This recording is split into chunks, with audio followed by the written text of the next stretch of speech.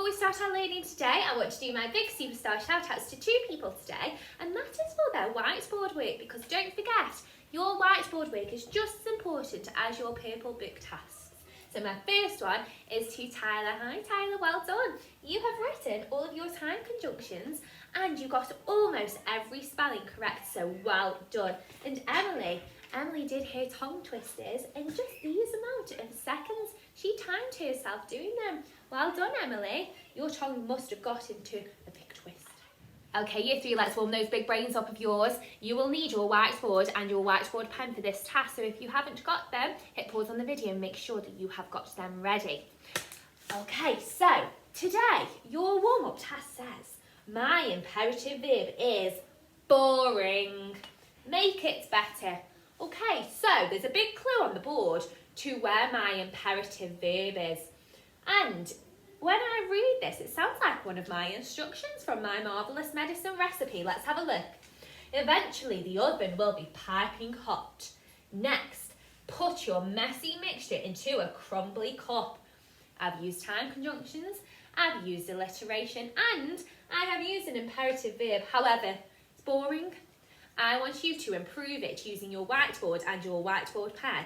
And I am going to say who can write the most imperative verbs on their whiteboard instead of put. So I can think of one straight away.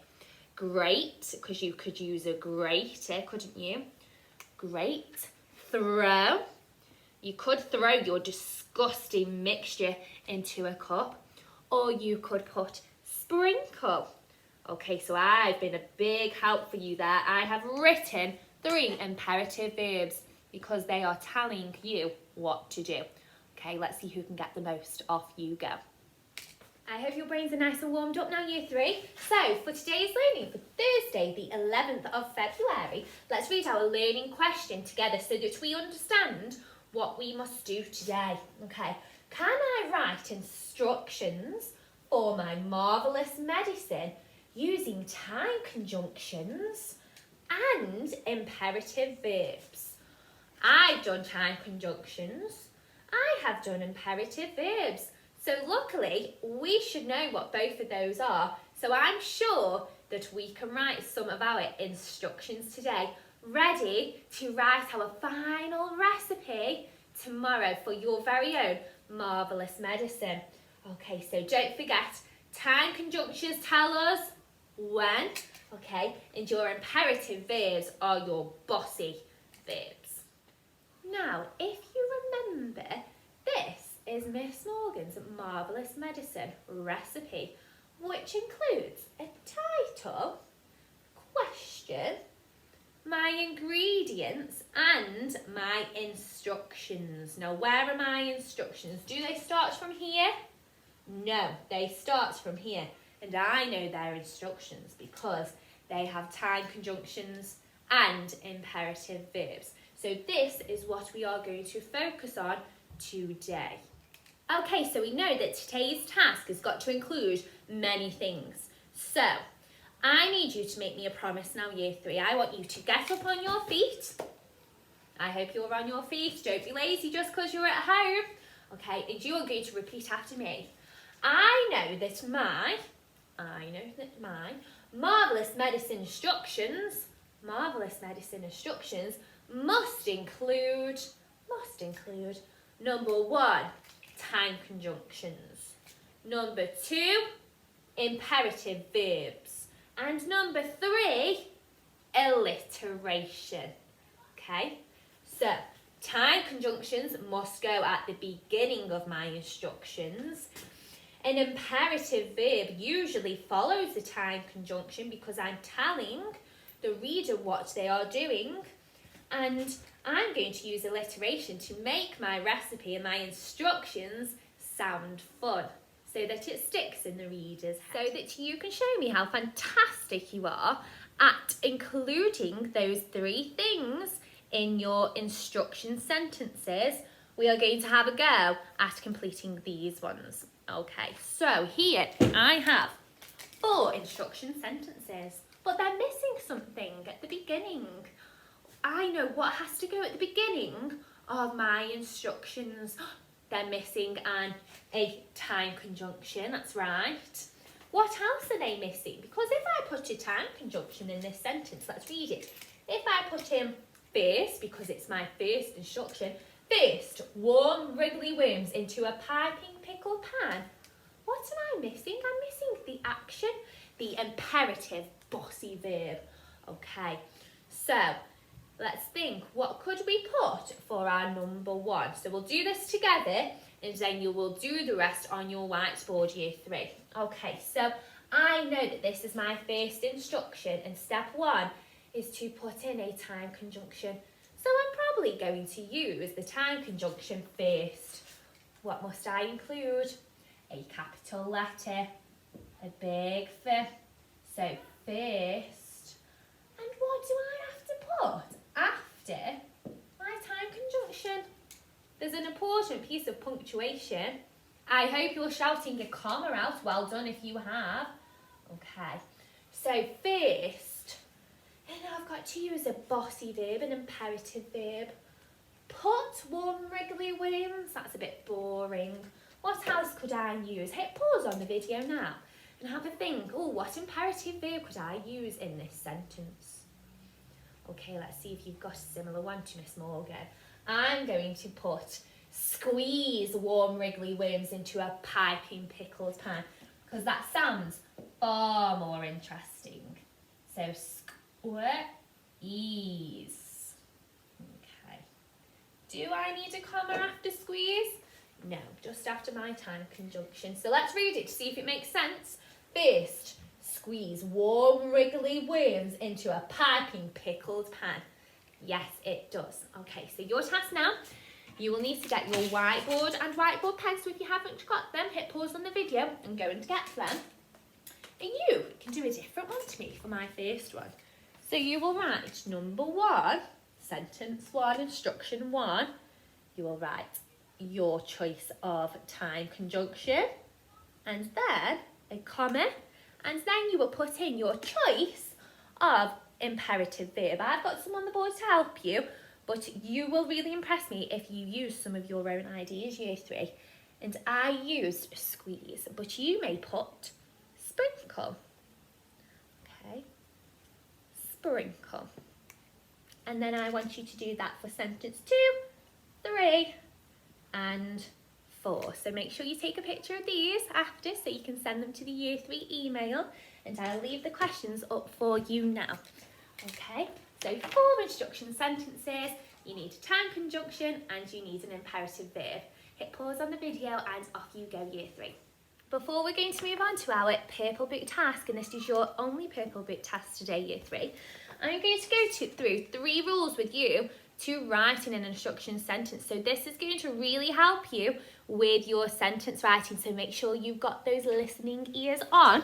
Okay, so how to write a successful instructive sentence. Okay, number 1, we know use an appropriate time conjunction. Are you going to write for instruction number 1? Finally. Would you include that in your first instruction? No, that would not be appropriate, would it? Because finally means to do the last thing. Okay. Number 2, think of a very specific and very bossy imperative verb. Okay. Would you sprinkle a liquid? Okay, so let's think of saliva. Somebody used saliva in their ingredients. Would you sprinkle saliva or could you pour saliva? Pour would be a very good bossy verb.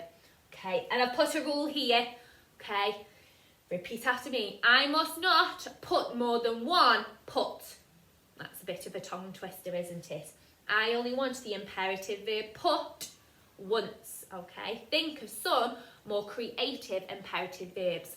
Grab, throw, pour, grate. Okay. And step number 3, rule number 3, use a disgusting ingredient. Alliteration is most definitely allowed. Think back to what ingredients you wrote on Monday. Even look in your purple book, okay? I want them as disgusting as possible and use alliteration make sure they start with the same sound or the same letter. Okay, so let's go into our purple books now and write our instructions. Hold your horses, year 3.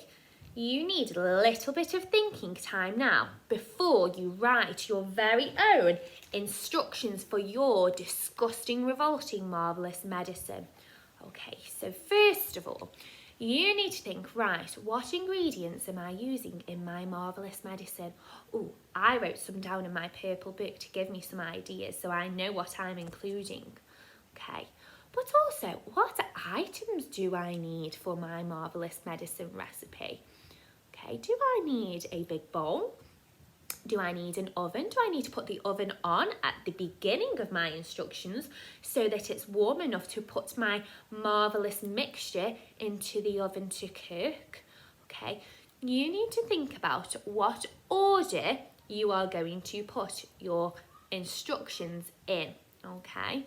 So you probably would like to make your mixture at the beginning of your instructions and then closer to the end of your instructions, so let's say instruction 6, 7 or 8, you might want to think, so I've made my mixture in instructions 1 to 5 now. What will I now do with that mixture? Will I have to keep it in the fridge? Will I have to put it in the oven? What will I have to do with it? So think, okay, how do I make my marvellous medicine so that I know how to write the instructions and what order to write them in? Okay, so have a good think about that now. Use your whiteboard and pen to help you with some ideas if you would like. Okay, and then I will model how I would like you to write your instructions. Okay, are we all ready now to write our instructions? So for today's learning in my purple book, I've written Thursday the 11th of February. And then I have written my title, My Marvellous Medicine Instructions. So if you've got your purple book, then make sure you write the date and the title just as I have and just hit pause on the video. Okay, so I hope you've written them in your neatest handwriting, year 3, and you're trying your very best to join up your letters as well. Emily, I've got to give you a shout out because you're trying really hard at joining your letters up. It doesn't go unnoticed, I have seen that. Okay, so for my instructions, I had to think about them first, and what I want to do is to put the oven on first for my instructions. That's what the person will need to do reading them, okay? So, my instructions, I'm going to write numbers to show the order of the instructions as well. So I will start with number 1. So I've missed the line and I've written the number 1. Now, you can use whatever time conjunction is appropriate, okay? So rule number 1, I must write a time conjunction. I'm going to use first because it is my first instruction. So capital letter, I'm going to write first. And what must my time conjunction have? A comma. Okay, first. Now I need step 2, a bossy imperative verb, okay? So I want them to turn the stove on, which is like an oven to put your food in. So first, turn, yes, you turn something on, don't you? Okay, that's my imperative verb. So turn your stove on is a bit boring. What can I add to make it sound a bit more fun? I can add alliteration. So I need some words starting with stove, okay? Sticky, soggy stove. Oh, that's gross, isn't it? Turn your sticky, comma, soggy, for my 2 adjectives, soggy, stove, on, full stop. Okay, so now I've done my first step. I want to start making my mixture now. So I'm going to do my second instruction, year 3. Now I'm going to leave a line so it's presented lovely and neat. Well done, Macy B. You told me the other day, you said, Miss Morgan, you forgot to leave your line. So well done, you have noticed that it looks much neater when I do that. Okay. Step 1, I need my time conjunction to start my sentence. I could use second because it's my second instruction, or I could use next or afterwards. I'm going to use next. So capital N, next, comma. I'm going to use a dish in mine. So they will need to get a dish out of their cupboard if they're going to read my recipe, okay? So they're going to grab is a great imperative verb, grab a dish. How could I do some alliteration for dish? A dirty. I could put disgusting, but I'm going to make it better, more specific. A dirty, dusty dish. Oh, that would be grim. Next, grab a dirty, comma, dusty, because it's a two-way sentence. Dusty dish. Full stop. Now, I'm going to include another ingredient now, my first ingredient, and I'm going to include cat's tails. Oh, okay, next, grab a dirty, dusty dish. Could I use an adverb to describe an imperative verb? Can I do that? Yes, I can.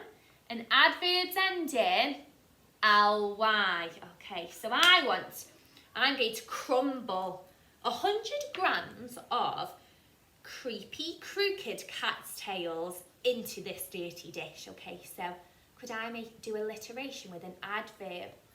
Carefully crumble. Yes. Okay, I'm going to use a capital letter. Carefully crumble. Doesn't it sound more interesting because I've used an adverb? Carefully crumble 100 grams. So I'm being specific at how much. You could use a handful. Carefully crumble 100 grams of creepy. Oh, I forgot my adjective. I'm going to look back at Monday's learning to see what it was. I found it. Creepy, crooked. Crooked. Cat's tails. Cat's tails. Into it. Into it. Okay. Let's just make sure that my sentence makes sense so that I can carry on. Next. Grab a dirty, dusty dish. Yes. Carefully crumble 100 grams of creepy, crooked cat's tails into it. I think that's a brilliant sentence. I've used my time conjunction. I have used my imperative verbs twice, and I've even used an adverb and my alliteration too. Okay, so I have started off my instructions there, year 3, and that you are going to start yours off similarly, but you are going to use your own ingredients and your own ideas, okay? So, I want you to at least do 6 instructions for me. If you do more than 6, that is fine. You are making your instructions sound fantastic if you do more than 6, but I want at least 6. Okay, so remember, think about what time conjunctions you're going to use, what imperative verbs you're going to use, and what ingredients you are going to use too. Okay, so try your very best with these, and I can't wait to see them come in the year 3 email. Okay, don't forget to use this to help you as well. Okay, and I'll see you for tomorrow's learning, where we will write our whole recipe out to look something like this, and then you've got a piece of work that you can be proud of, and then you've got a week off for half term as well, year 3. Okay, so I will see you then. Bye.